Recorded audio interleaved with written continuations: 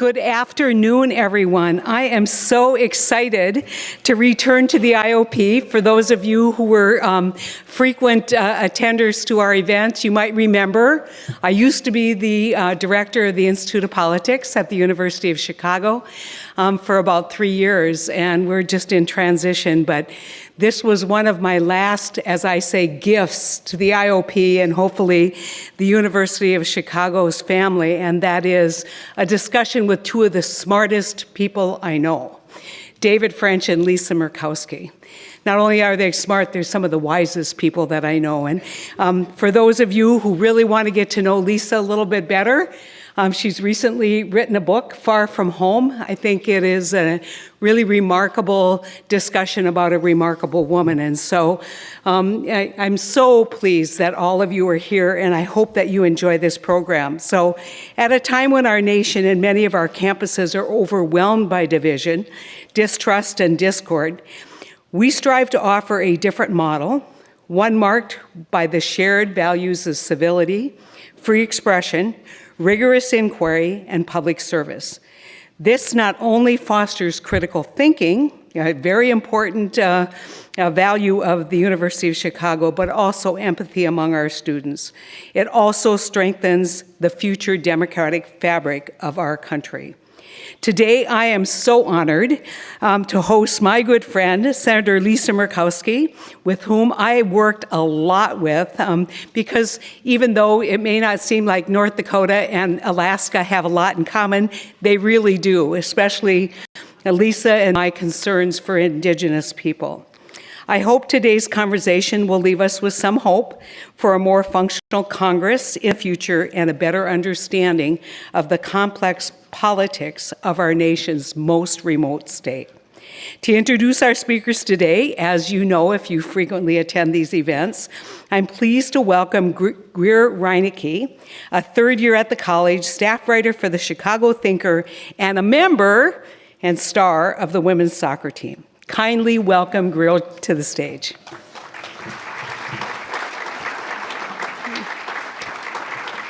So want to take your comments, hon? Thank you, Senator Heitkamp, and welcome everyone to today's Institute of Politics and International House event. My name is Greer Reinecke. I'm a third-year student from Orlando, Florida, majoring in art history and English on the pre-law track. Today, I'm looking forward to hearing Senator Lisa Murkowski reflect on her complex relationships within Congress and the White House, and on the challenges and opportunities of representing Alaska. As a Republican woman, I deeply admire Senator Murkowski for her commitment to working across the political aisle, proving that principled leadership and collaboration can achieve real results for the American people. Senator Murkowski currently serves as the senior United States Senator from Alaska and has held the seat since 2002. She made history as the first woman to represent Alaska in the U.S. Senate and now serves as the Senate's second most senior Republican woman. Moderating this event is David French. David is a New York Times columnist and is the former senior editor of The Dispatch. He is currently a visiting professor of public policy at Lipscomb University.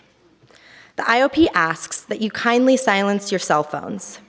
At the end of the event, a microphone will be placed in the audience for Q&A, and as always, students will be given first priority for questions.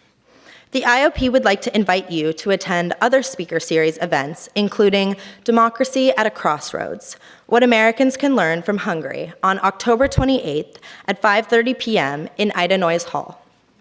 Please visit politics.uchicago.edu for more upcoming programs and opportunities at the IOP. Now, please join me in welcoming Senator Lisa Murkowski and David French to the stage.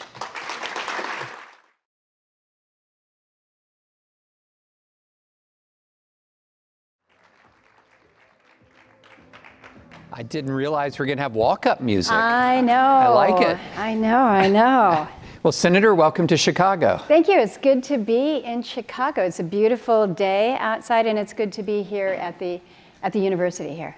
Well, I thought we would begin because not everybody in the crowd is going to be familiar with your pretty unique political history. Certainly, I think Greer called it complex. complex. I like unique. Unicorn. You're a unicorn. That's maybe the most complimentary. So you've had a very interesting political history in the moment, because if you go back to 2010 and sort of the onset of the Tea Party revolution, you had a very unique election in that year where you lost a primary to a Tea Party insurgent candidate, but then ran as a write-in and won, which running as a write-in and winning is very difficult to begin with, and B, your last name is not necessarily the easiest one to spell for everyone. 9 letters. 9 letters.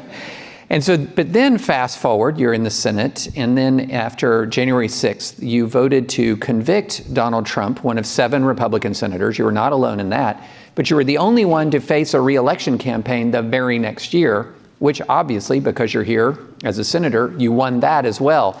And so you have, in many ways, defied sometimes the core base of the party, and yet you still represent the party. How did you become the senator who's probably more than any others demonstrated independence from elements of your own party, yet you're still here? Well, I think the quick answer to that is that I don't strive to represent my party.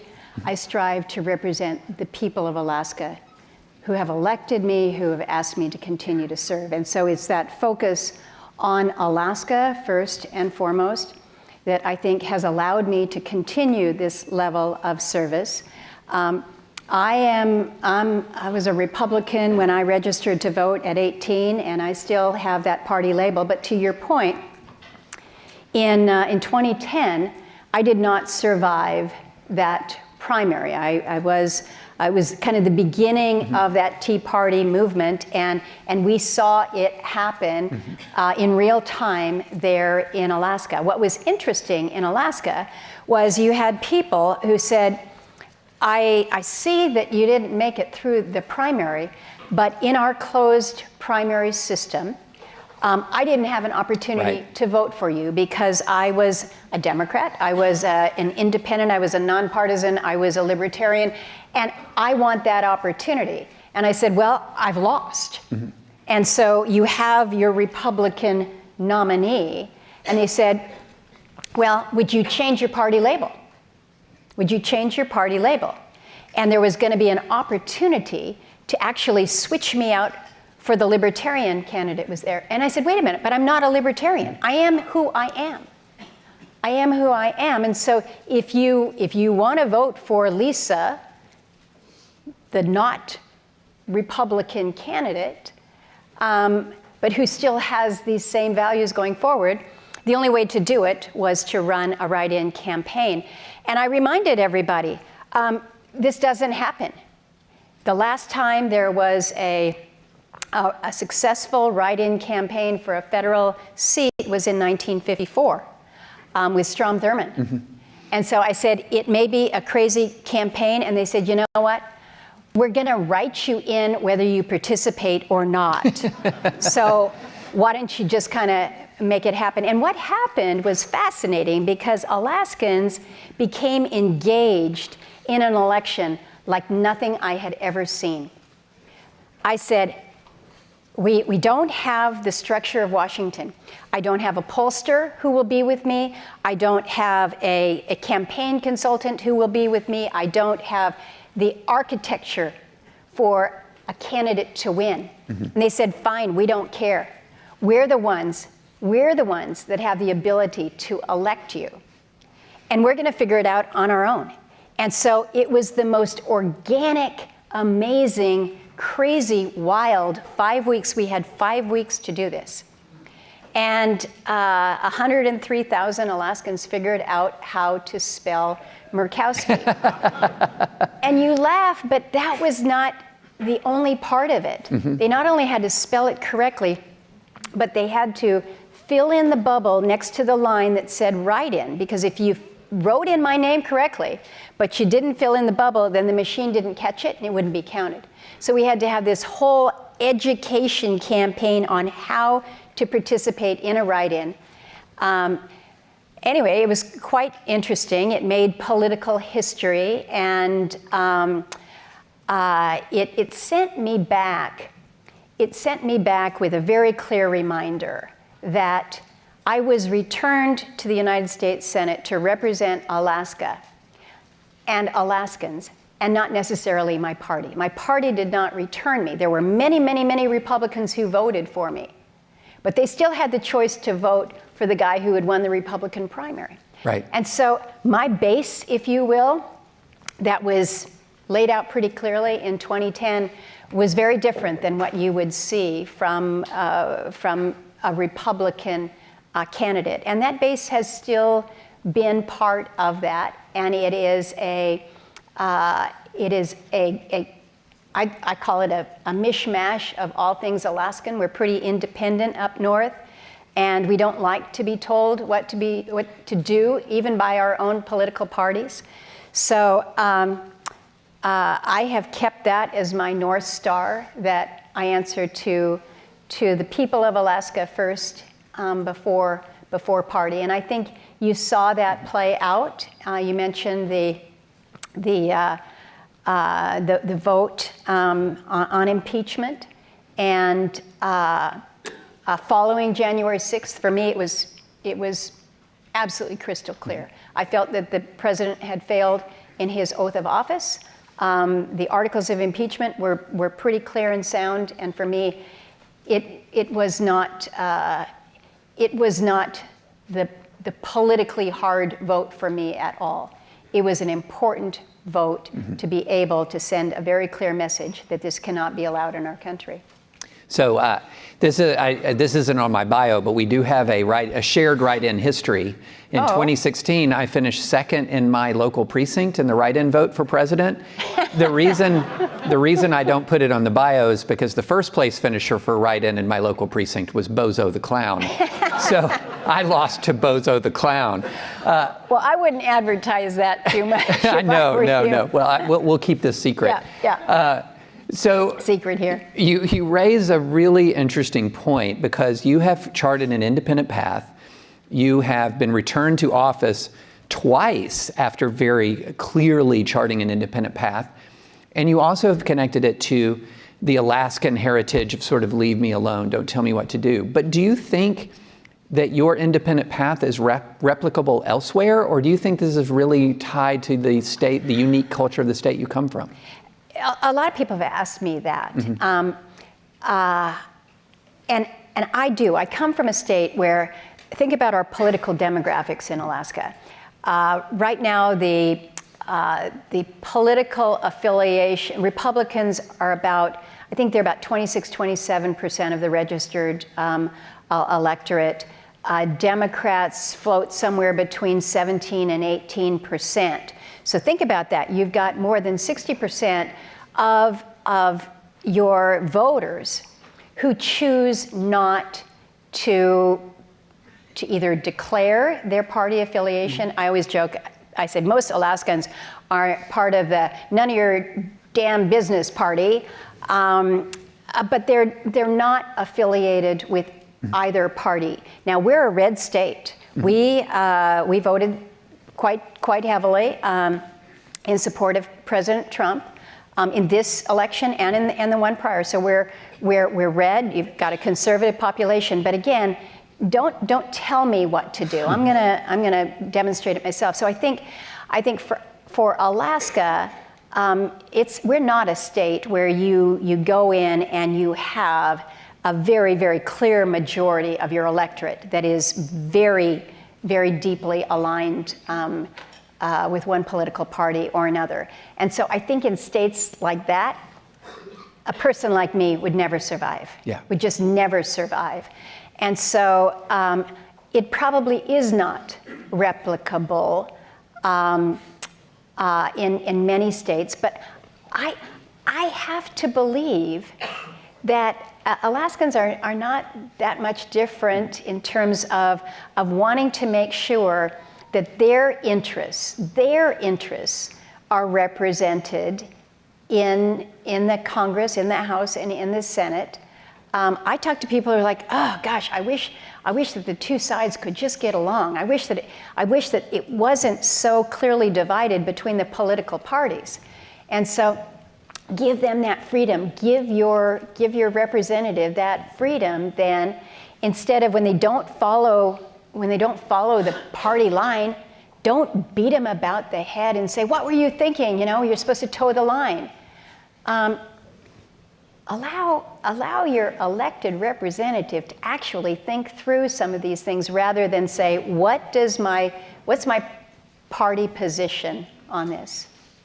So there's another element of your story that's unique, and that is, so you had your 2010 experience, but then in 2022, you're reelected under a ranked choice system after a very different primary process than what you went through before.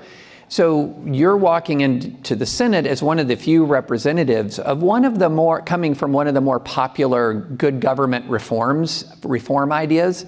So I'd love to get your experience with ranked choice voting. How do you feel about ranked choice voting, how now having gone through it? Yep.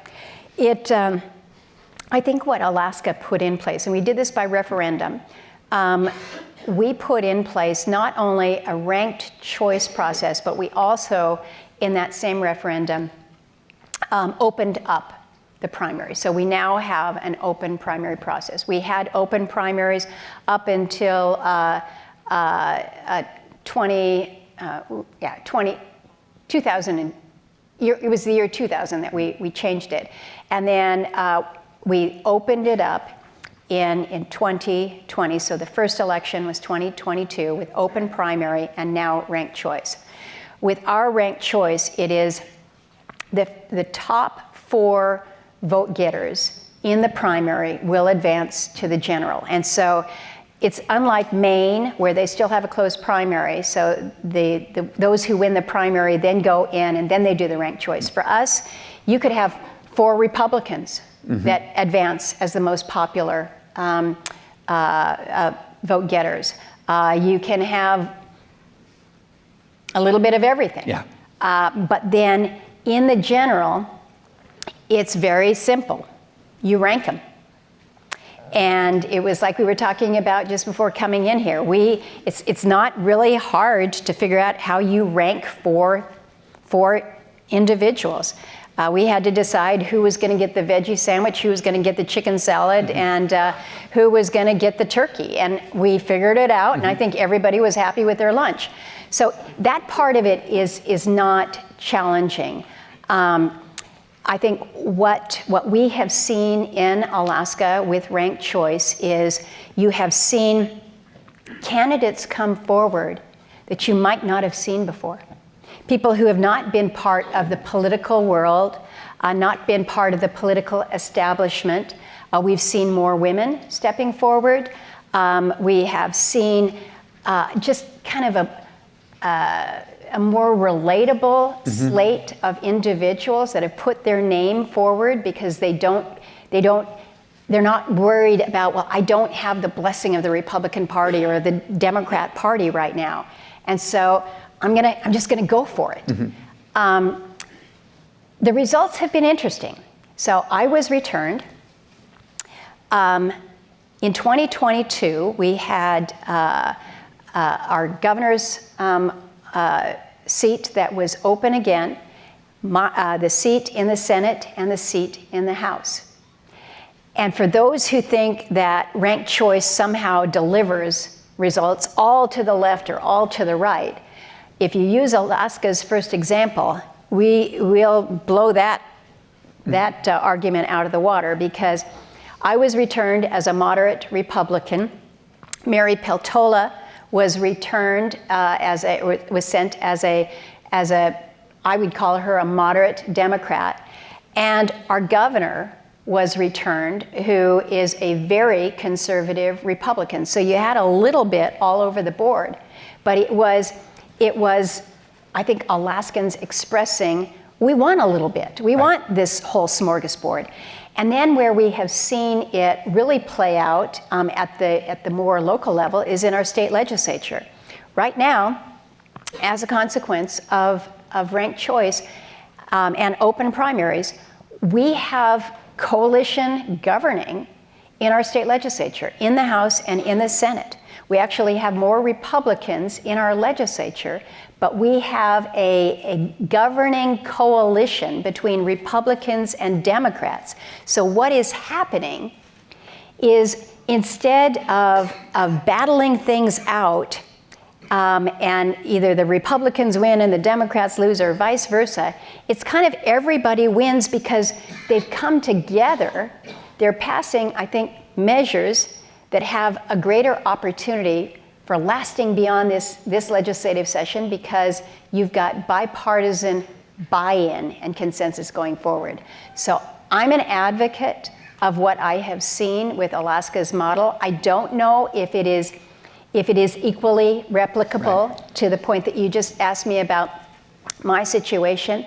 But I don't think people should be afraid of some of these election reforms. You said something interesting when we were talking about this earlier. You were talking about how ranked choice voting allows candidates to be themselves. Mm-hmm. What do you mean by that? Yeah, well, how often do you see in a primary, and it doesn't make any difference whether you're on the right or you're on the left.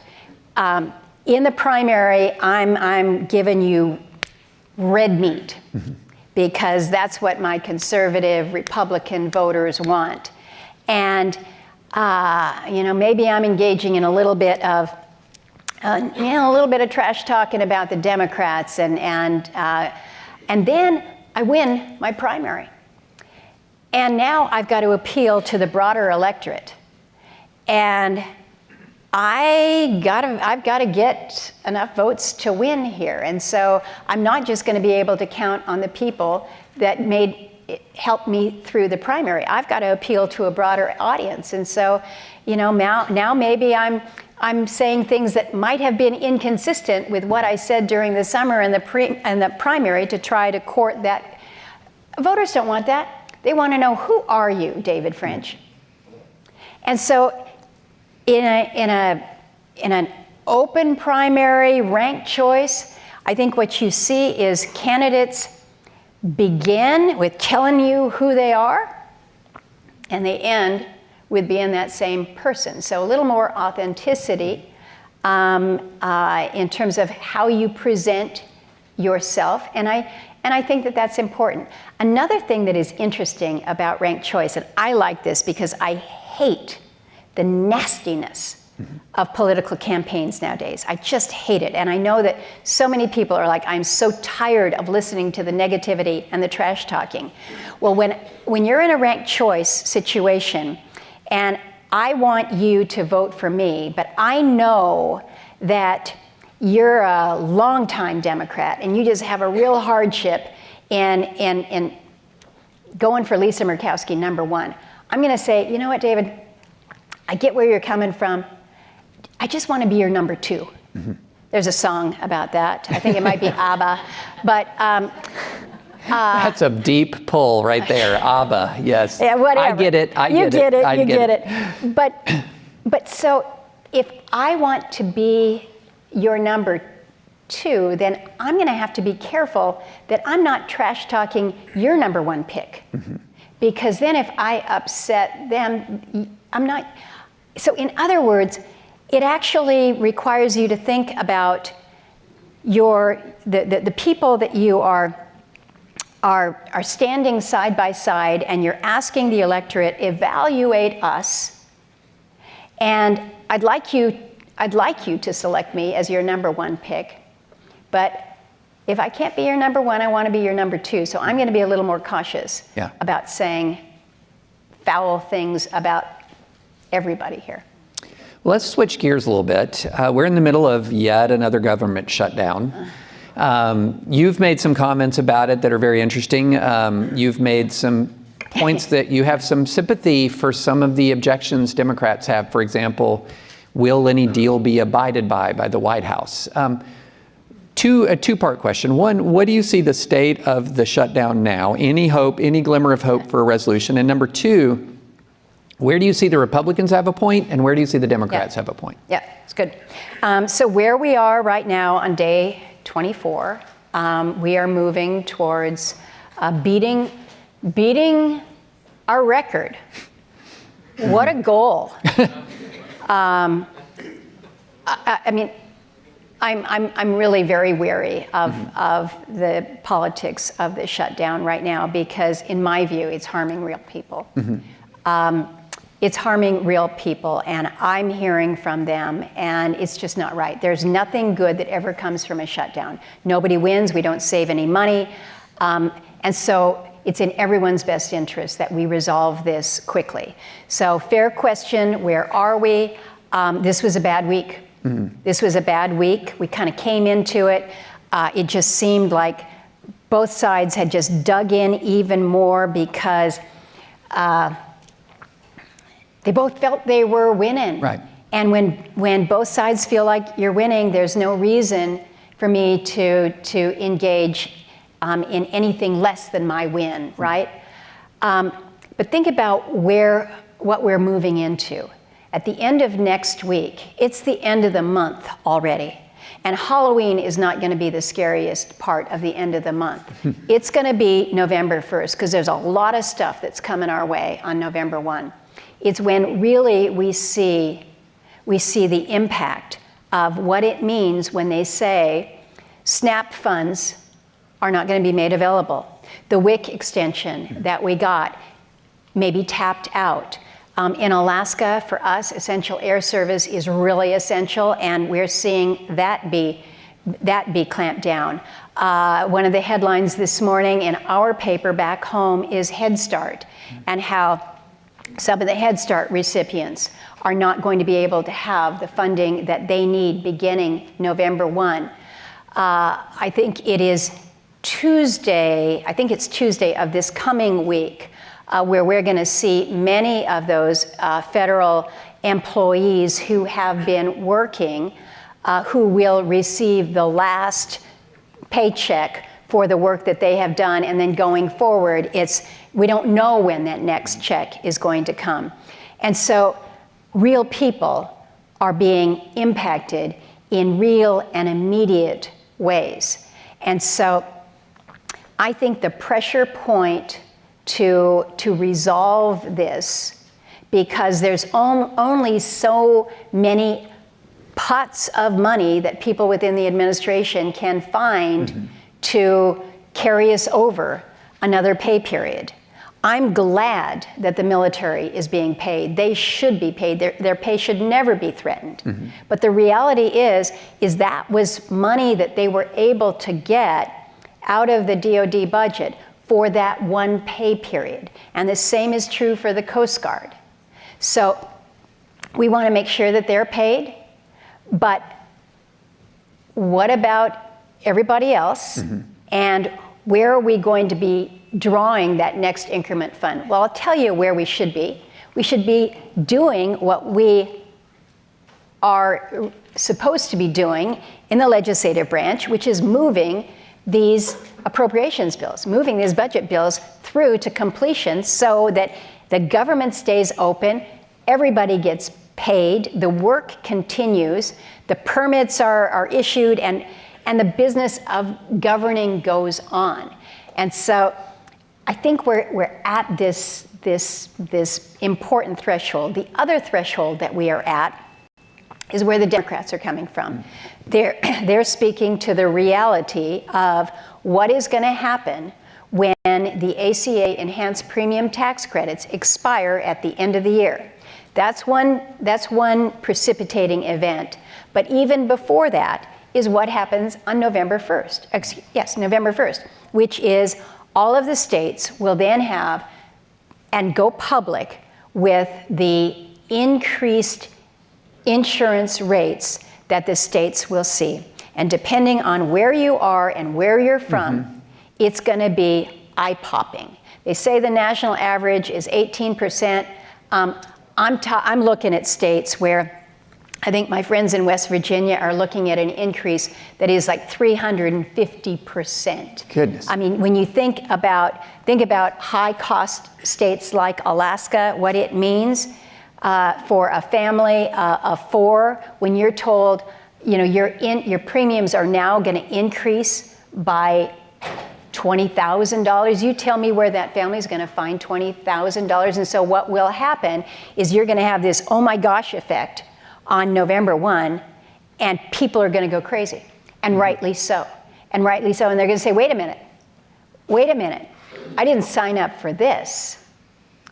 And this is where you ask the question, what do Republicans need to do? What do Democrats need to do? I'll tell you, the Republicans need to recognize that this is an issue, this matter of ACA premium tax credits is a matter that we must engage on and we must address, because we cannot afford to lose the supports that we have had in the manner that will happen effective the end of this calendar year. And this is not a red state, blue state thing. This is people all over the country.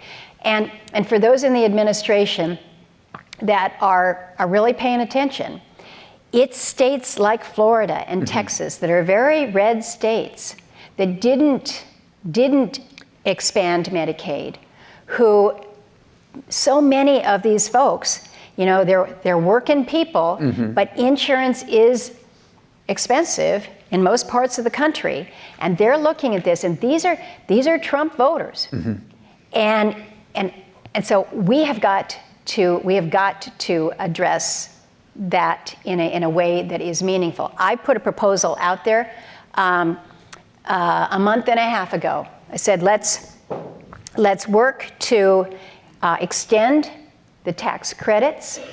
I recognize that we might want to do some reforms. Maybe there needs to be a cap. Maybe we do need to ensure that we don't have any level of fraud that is going on. We've heard about it. Well, we can address this, but we can't ignore it, right? We cannot ignore it. And our colleagues on the other side of the aisle also need to recognize that this is not something where we are going to ask for this and then maybe a little bit more, and then maybe we'll talk about opening up the government. We've got to get the government open. The problem that we have, and I'm going to slow down and stop because my answer's gone on forever, but the problem that we have is a trust deficit in the Senate right now, because neither side is trusting the other one to be honest with this. And that makes it hard to make the deal. And so this is where you just have to keep at it. You've got to sit down, you've got to say, let's keep going, we got to keep talking. As long as we are talking in good faith, maybe we can make some headway. This will be my only piece of news here today at the University of Chicago, but next week, we shouldn't be going home, right? We shouldn't be going home. We should not be going home. We should stay in Washington, D.C. We should stay where we have to face one another every single day and say, oh my gosh, are you still here? I'm missing my daughter's birthday. I'm not here. No, the people of this country are like wondering what in the heck's going on in Congress, and we're not giving them what they need, which is a functioning government right now. So the phrase functioning government brings me to our last topic before the questions. Okay. Congress. Is it functioning? Yeah, Congress. Okay, so I'm not a big fan of trigger warnings and things like that, but I will tell you, trigger phrase for me is co-equal branches of government. Don't say that around me. Article 1 is supposed to be. Well, they used to be, but Article 1 really is Article 1 for a reason. It's supposed to be first among equals. Think about it like this. Yeah. Congress, you can't spend a dime a dollar of money without Congress appropriating it, public money. You allegedly can't go to war. Allegedly can't go to war without Congress approving it. Congress can fire the president. Congress can fire any member of the Supreme Court. And I don't know about you all, but the person who can fire me, I call that person boss, okay? And so, however, However, in the current environment, it's as if Article 1 has become Article 3 in the ranking system. Yep. That its president is absolutely supreme, the courts are right behind the president, and then Congress seems to have abdicated its role. So let's do another fun little two-part question. Do you agree with that, that Congress has abdicated? Yep. And if so, do you have any solutions? You know, I've been part of so many discussions where we've said, the executive has overreached. And there have been many administrations where I really felt like the executive overreached. This is different. Mm-hmm. The executive is overreaching, but the Congress is ceding. Mm-hmm. We are ceding our authority. And as we cede our authority, we really have eroded our own relevance. And that's hard for me as one who really believes in the institutions of our government. Mm-hmm. And I actually have read what you've written about this. And I do agree that under Article 1, we are imbued with so much authority. But look at what is happening. Look at what has been, I'll use the word again, ceded. Mm-hmm. Take the situation with Venezuela and in the Caribbean Sea. It may be that the approach that the president wants to take with regards to those who are bringing horrible, killing drugs into this country is where we need to go. But how we do it matters.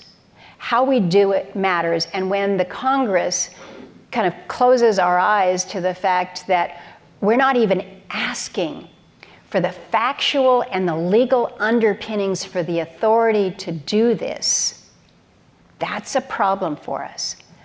Look at what's going on with tariffs. Mm-hmm. Well, the president does have certain authorities for tariffs that the Congress granted some decades ago, but the extent to which he is utilizing emergency powers, again, has taken, and I shouldn't say taken from the legislative branch, we've given it to him when we don't push back on that.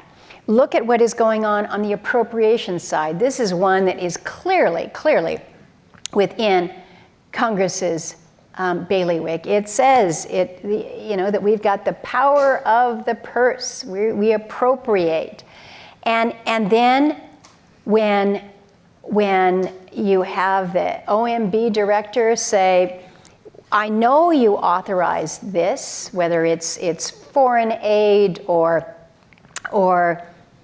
Corporation for Public Broadcasting. I know you've authorized this, but we don't like it, and we're going to take it away. It took us 60 votes, remember, to pass that, and only 50 votes to pull it away. But now we're dealing with something called a pocket rescission, where we don't even have the ability to push back on it because they've utilized some mechanism that just takes it away. And the Congress is not standing up. So the question that I would ask of me if I was sitting there, I'd say, well, why not, Lisa? Why not? And the problem, great question. Thank you. The problem is you have so many who say, I like where he's going with that. Mm-hmm. I like the fact that we're going to be able to, bring China to its knees on tariffs. And so they like the ends, and so the means don't matter. Mm-hmm. But we can't do that, because think about if this was President Biden that was doing this. You would have the Republicans up in arms. Well, as we saw with the OSHA vaccine mandate, as we saw with the student loan forgiveness, these were two big reaches by the Biden administration that the Supreme Court struck down, but they were reaching beyond the bounds that Congress had set. So I'm going to So we've already established that you're representing a unique constituency. So I feel like you're uniquely qualified to make this judgment or to offer your opinion on this, because normally a person who's in politics is very loath to say anything at all negative about voters, but I tend to think that a lot of the congressional dysfunction is actually downstream of the primary process. That, in other words, if you're a Mike Johnson, for example, on the one hand, the Speaker of the House is imbued with a lot of power to check a president. But on the other hand, I feel like Mike Johnson might lose his job if he checked the president. So how much of this balance is Congress acting on its own, is ceding to the president authority because of the ends justifies the means, versus how much is related to a fear that if I show any independent judgment, if I assert myself as a member of Congress and a separate branch of government, I'll be fired? I think that is very real. I think we have seen districts around the country where it is no surprise that their representative is voting the way that they are, because in their districts, there is nobody that votes differently, that thinks differently. It has just become this, I don't know if it's isolated, insulated, but we're not kind of this big mixing bowl, this salad that we should be. Greer and I were actually talking about this before we came on stage, that we're finding ourselves as Americans, we want to be with people that we're comfortable with, right? Hey, I want to be comfortable. But in doing so, whether it's saying, I want to go to a university where I know that my political thoughts aren't necessarily going to be challenged, but I'm kind of in the same group of people. It used to be that we would welcome that diversity of thought. It used to be that in our communities, the richness and the diversity of who we were and where we came from and what we were thinking was something worthy of celebration and recognition. And it just doesn't seem like we're doing that. We're moving to areas where it feels safer, more politically safer. And this is how states are getting redder and states are getting bluer. We are choosing to isolate ourselves in this way. We're doing it in our educational institutions. And so can we save any of this? I don't know. This is where I keep coming back to my home, which people don't know this about Alaska, but we are Anchorage, Alaska is one of the most ethnically diverse communities in the United States of America. We actually have, I think it's either 3 or 4 of the most ethnically diverse high schools. Out of the top 10 in the country, we have 3 or 4 of them. Because people come from all over Alaska, and you don't think about it. You think, didn't know that. And so it's a very open and very welcoming in so many ways. And so I still feel like we've got good exchange and debate, and sometimes it's hot and contentious. But we're not seeing that in a lot of our Let me ask you about your peers. Just in my very limited experience, I don't think I've spoken to a single member of the House or the Senate who thinks this is exactly the way things should be. I have. Yeah. So what is the sentiment of your peers? Are they in alignment with you by and large that we are not in the state we should be? Congress needs to revive itself. Is there any sort of consensus around that? And B, to the extent there is any consensus, are there any ideas about how to get from A to B, or is it all lamentation? It's hard right now. I'll be very honest, and keep in mind, my perspective goes back. I've been in the Senate now over 20 years, which is hard to believe, and so I've been through a time when not only bipartisanship was recognized, it was expected. Right. I mean, that was how things, particularly big things, got done. You figured out a way to make it work, and it didn't mean that we didn't have the divide, but we were working on things together. Now, Now it's like, don't fraternize with the enemy. Yeah. I mean, literally, right now in the midst of this shutdown, it's like, no, we cannot suggest anything other than, we cannot talk about a solution until the government is open. And I'm like, well, we're not going to be able to get the ideas for how we're going to open it unless we're talking to one another. And so I think for some, it is recognized that we are in a different place and not a good place.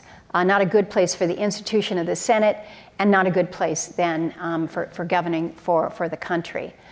But I also recognize we got a lot of new folks. We got a lot of new folks in the House. We got a lot of new folks in the Senate, and they're looking at, for instance, our rules. Mm-hmm. Some of the rules that kind of keep us reined in, and are saying, well, I don't like that rule, so let's get rid of it. Talk about the filibuster for a second. Mm-hmm. Depending on which foot you're wearing your shoe, the filibuster is something that's protecting us or it's obstructing us. But the fact of the matter is it does require us to talk with mm-hmm. one another. Mm-hmm. And believe me, I've been as frustrated as anybody with the application of the filibuster when some of my priorities have been held back. But what I had to do, we were trying to advance an energy bill some years ago with Heidi Heitkamp down there, and we were dealing with a filibuster, and it just meant that we were slowed down, but we had to go back and we had to work it out, and we had to figure out how we were going to make it happen so that for the overall good, it came together. But now I think you've got so much pressure to just make it clean for our team. It's just about winning. It's not necessarily about governing, it's about winning. And so as long as you have that view, it makes it harder to do what we're talking about. So I'm a recovering litigator, and so I write a lot about the law and the courts. And one of the points that I make all the time when I write about the courts is judges are people too. In other words, you have to, mm-hmm. and judges are not Lawtron 9000 that just spit out legal doctrines, right? They're human beings and they're influenced by their environment and other factors. Senators are people too as well. And you guys are living in a particular environment that is extremely tense, yeah. has become very threatening. So how has the environment changed for you? We second longest serving female senator in the Senate. You've been there for a while. What have you noticed changing, and how have those changes impacted you, your colleagues as people? I'll answer it with a recognition that there is the kind of the physical threat, but also some of the just pressure threat, because they're different things. We're clearly in a different time where we're seeing a political violence, not just to elected members, but in different ways in different areas that I think should just really sadden and repulse all of us. And it is very real. Particularly, most recently with the assassination of Charlie Kirk, you see such high profile, the attacks on President Trump. You don't take these things lightly, and so security has been more of a concern, and so you just have to be aware. The other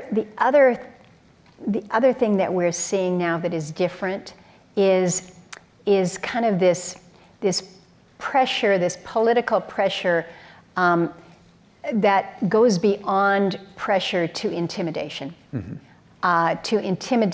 to either follow the leader, don't do this. You're, as an elected leader, I know that if I'm seeking somebody's endorsement and I'm, I haven't kind of towed the line there, you should not expect it. But I think that we're seeing levels of political pressure and intimidation that is new, and in my view, entirely unacceptable in this country. But it's not just to the politicians. I mean, look at the pressure on educational institutions, right. Your universities. Look at it in other sectors. So it's different right now. I think we're right now at the time subject to a $15 billion lawsuit right now. So that's maybe a little pressure that's trying to be placed on people. Mm-hmm. So when you're speaking to your colleagues and those colleagues who share a lot of your concerns and convictions, how are you seeing a path out of this? What is giving you hope for a path out of this moment? The hope that I have as a path out of this moment and just going forward is knowing that at the end of the day, regardless of where we are, in this stage in the administration, whatever, that we are still the United States of America, that we are still guided by certain fundamental principles, that the doctrines that we've kind of built us are still there. They're still there. Sometimes it might be kind of hard to find them, but they're still there. And so I believe that we get to the other side of all of the political consternation that we're facing right now. I don't know when. Mm-hmm. It's going to be a process. Just as getting here was a process, I think it will be a process as we move through. But I still believe in the fundamental goodness of America, the greatness of us as a country. And so I have to be optimistic. One of my former chiefs of staff, I was visiting with him, and he says, "You are like unnaturally optimistic. I don't understand how it can be this way." I'm like, well, why? If you're not optimistic, if you're not going to continue to believe that we can do better, mm-hmm. you don't want to get up in the morning. And I want to get up in the morning and I want to try to do better. So. Well, that's a great segue into our questions. Look at that. Hi, my name is Carter Heron, and I'm a third year in the college. Thank you so much for coming to speak to us, Senator Murkowski. This summer, you cast the deciding vote for the Big Beautiful Bill. You clearly recognized that cuts to Medicaid and other services would be devastating, as you sought Alaska-specific carve-outs for these provisions. Why were you willing to harm the rest of the country simply because Alaska would be spared? And why did you still vote for the bill, even though the Medicaid carve-out was unsuccessful? I did recognize, Carter, the impact, certainly that the House passed bill was going to do to Medicaid. I think what we saw in the Senate was that the direction that they had taken would be untenable. Now, having said that, the Senate proposal was also going to result in cuts that would not only harm those on Medicaid, but the many of the facilities in a state like Alaska, which are very, very rural, they too would be harmed. So you look at where we were going into this year. You have a Republican president in his first year, a Republican House, and a Republican Senate. You're going to have a reconciliation bill. So what is that going to look like? And I could have taken the position right out of the bat that if you touch Medicaid, I'm not going to be there. And I actually said, don't touch Medicaid because it's going to impact the people in my state who I have to look out for. And so you can't do that. So what I had to try to do was to shape a bill that was not just good for Alaska. And you mentioned we did get some Alaska-specific carve-outs, but they were not just for Alaska. As a for instance, there are tribal citizens all over this country. And so when it comes to the Medicaid and the SNAP work requirements, it was all Native people that would be exempted from that. When it came to SNAP exemptions from the error rate, Alaska's error rate is awful, as was the error rate of 16 other states. And so it was like, you know what? We got to help these states get ready for what these requirements mean. And so my effort was to try to figure out how, if a bill was going to pass, with or without the support of Lisa Murkowski, because believe me, if I had gone to John Thune and said, I'm done, I'm out of here, the next person he was going to was Rand Paul, and I use Rand's name because he's been very open about it, that he was ready to make a deal. But let me tell you, his deal on Medicaid was entirely different than this senator's view of it. So, is it a good bill? No. Is it a big bill? Yes. Is it a bill that I think was made better because of the efforts that I made and some others made to try to get it there? Yes. You now have $50 billion in a rural health transformation fund that, quite honestly, not a lot of us on both sides of the aisle are looking to say, this is how we're going to be able to help address so many of the challenges when it comes on the Medicaid side. Last thing I'm going to say on this, and I know there's a big line here, so I don't want to go too long, but this is a really important question, is this whole issue of the enhanced premium tax credits. For those who may be moved off of Medicaid, they need to have their safety net, and that safety net is affordable insurance that we have seen provided by the exchange. And so if that disappears, if those subsidies go away, not only will you have people who have been moved off of Medicaid because of work requirements, but now we don't have any place for them to go to. And where do they go? The ER, and everybody pays for it. It's a really important question. It is one of those votes that you still go back months later and probably years later to say, gosh, couldn't we have done more over here? Thank you. Thanks, Carter.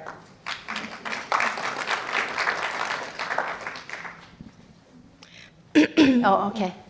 Hi, my name is Juliana Cruz. I'm a first year here at U Chicago. So earlier you were talking about the expansion of executive power. So I wanted to know your thoughts on President Trump's push for U.S. troops into Democratic-led cities. Do you think this is another example of his overreach of power? Yeah. So thank you for that. You know, the president does have certain authorities with, for instance, the National Guard in Washington, D.C. That's clear. Not so clear in a place like Chicago or Portland or other places. Again, we have seen where the Guard, working in concert with the president, working with the governors who say, hey, I need a little help here. That's how the process works. So when the president unilaterally comes in and says, I'm going to send in the military, I'm going to send in the Guard, that is, in my view, crossing over that threshold.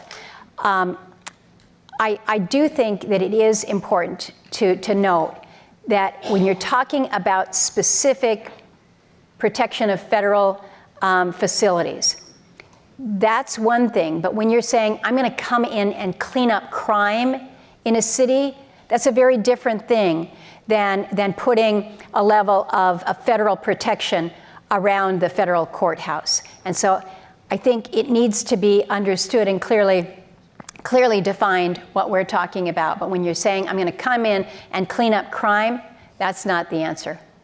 Can I do a quick follow-up? Would you be in favor of amending the Insurrection Act to take the domestic deployment of troops out of the president's sole authority? We've actually had some discussion about that, because that's how you would actually address it. Right. Mm-hmm.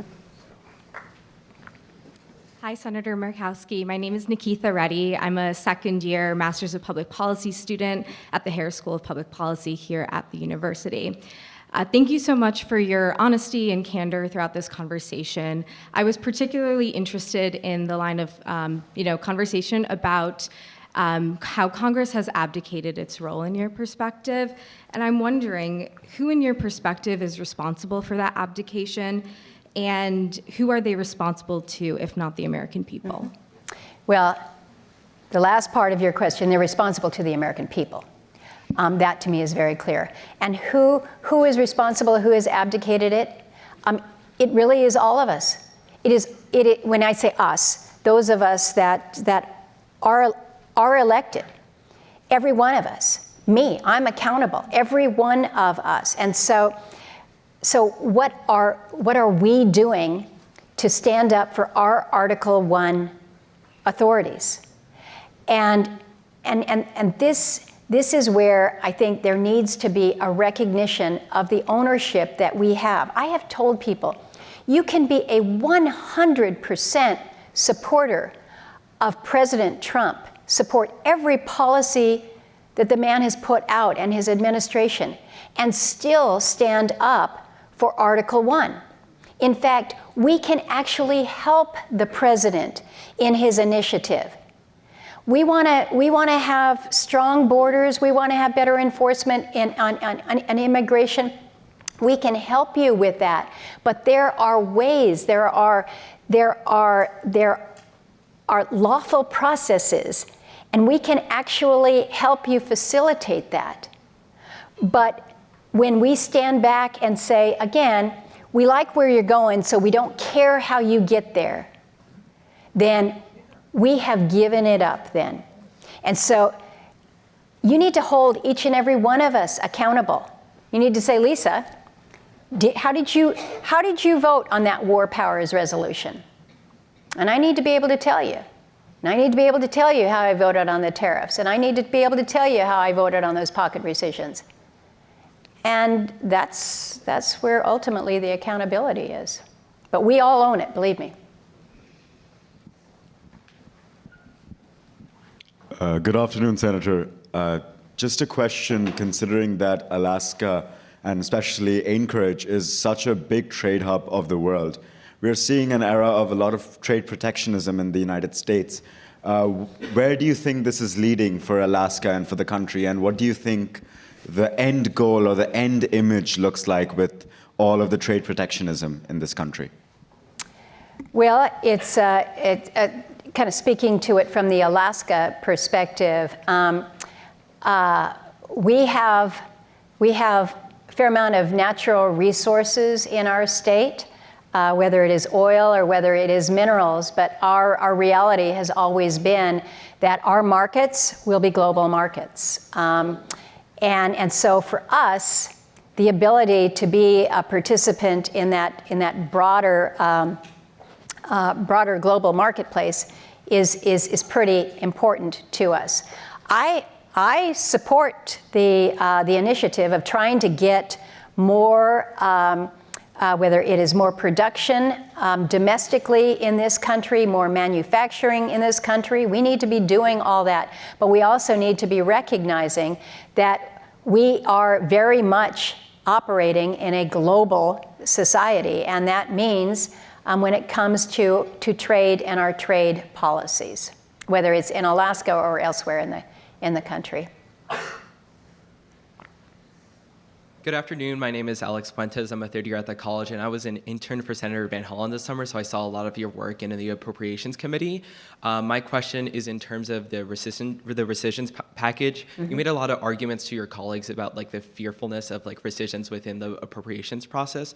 And I wanted to ask, why don't you think that your arguments resonated with Republicans, and do you think we could ever get back to the status quo of lacking partisan rescissions? Second half is, I want us to be able to get back where we're actually looking critically at these rescissions. I never want to see another pocket rescission. We do rescissions in the Appropriations Committee. That's part of our job. When we see that we've appropriated to something that didn't happen or things have changed, we rescind that, we reprogram it, we do that. That's our job, again, under Article 1. So why didn't it resonate? I'm not going to sugarcoat it. It was pure political pressure. It was the president wants this. I'll give you an example. When it came to the support for the Corporation for Public Broadcasting, something that's really important to us in the state of Alaska. This is how we get our tsunami warning. When the typhoon hit in the Kuskokwim Delta, this past region, the way that people are communicating is through KYUK. And so the president just made very clear, anybody who wants my endorsement better not vote to rescind public broadcasting. Plain and simple, just plain and simple. I think that absolutely had an impact. Thank you. My name's Akshay Kirthi. I'm a third year in the college majoring in biology. On September 10th, why did you cast the tie-breaking vote to block the release of the Epstein files? Why are American people, according to you, not deserving of complete transparency about someone connected to the most powerful people in the world who ran a child sex trafficking ring with hundreds of children? Great question.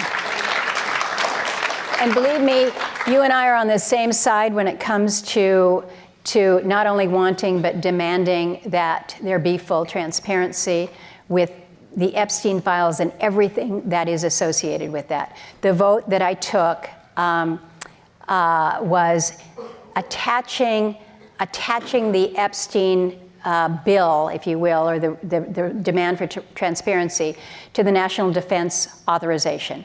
The previous gentleman mentioned that on the Appropriations Committee, we had actually had an opportunity and included on a bipartisan basis, it was actually by a voice vote, to include in the appropriations bill, where it's actually housed, the request to release, and it wasn't the full records, but it was an account of it. But we were getting closer, all right? But what was going to happen was the National Defense Authorization, which is pretty important, was going to tank if that was included. So that's why you saw the vote pattern as you did. There is, as you know, a measure that has been introduced on the House side. They're just waiting to be able to advance that. I think whenever the House goes back into session, you're going to see that happen. But I have said that whether it is that House bill or whether it is the Senate counterpart to that bill, that I will absolutely be supporting it, voting in favor of full release and transparency of the Epstein files. Hi, my name is John Kang. I'm a second-year master's student at Harris. Senator Murkowski, you've described Israel as one of America's closest and important allies. According to campaign contribution records, you've accepted over $400,000 from the pro-Israeli lobby. If Israel is truly our greatest ally, why does it need such an extensive lobbying apparatus to maintain congressional support? Shouldn't that support be based on shared values and national interests rather than campaign contributions and lobbying? Japan and Australia are close allies, yet there's no Japanese PAC or Australian PAC. So have I been a friend to Israel since the time that I came to the Senate? Absolutely. And I will continue to be a friend to Israel. The position that Israel sits in the Middle East as a democracy, not perfect, just as we in the United States are not perfect. But I will continue to not only support them on their issues, but I will continue to support them in the request for the defense funding that we give them on an annual basis. I think that it is important to them, and I think it is important to the security in the region. You cite AIPAC, I'm assuming, the American Israeli PAC, that has recognized that I have been a supporter. Whether or not I receive PAC donations from AIPAC or any other lobbying group is immaterial to how I feel the United States should be supporting a friend in the Middle East and a democracy that I'm going to continue to support.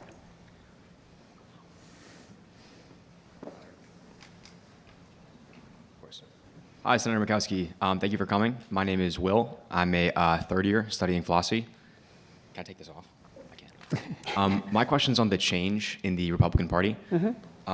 So the Republican Party has obviously changed a lot since you joined, as you said, as an 18-year-old.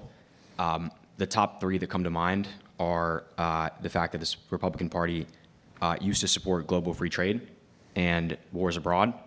Now it supports protectionism and wants to withdraw troops. Another one is that the Republican Party used to respect American institutions. Now it's very anti-establishment.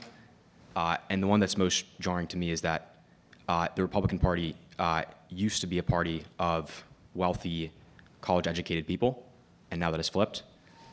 So I'm curious to hear which aspects of the new Republican Party do you support, and which aspects do you wish we could rewind the clock on? So I think we're all trying to identify what's the Republican Party nowadays. Is the Republican Party, is it MAGA?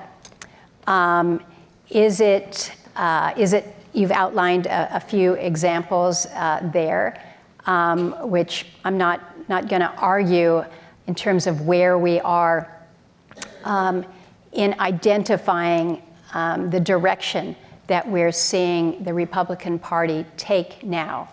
I take it back to what was it that allowed me to call myself a Republican in the first place?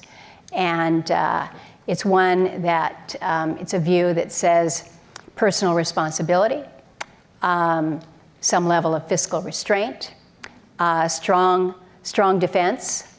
And I think, they're pretty broad, I think pretty rational. And so maybe it goes back to what David and I were talking about, that it's not so much that I identify myself with a party, it is how do I view my responsibility to the people that I serve? And it still comes from I expect a level of personal accountability, of personal responsibility. I think that whether you are in Alaska or how we're operating in Washington, D.C., that we need to have a level of fiscal restraint. I want to make sure that we are strong, that we have the strength as a state and as a country. And so do I like some of the things that I am seeing with the direction that the party is taking? No, I don't, and I'll be honest with that. But I also am seeing that some of the shift that we have moved to now is more about following a person rather than a change in ideals, if you will. And so it causes one to ask the question, and you all are university students, asking and debating in real time here. I mean, where are we not only going as parties, but where are we going as a country?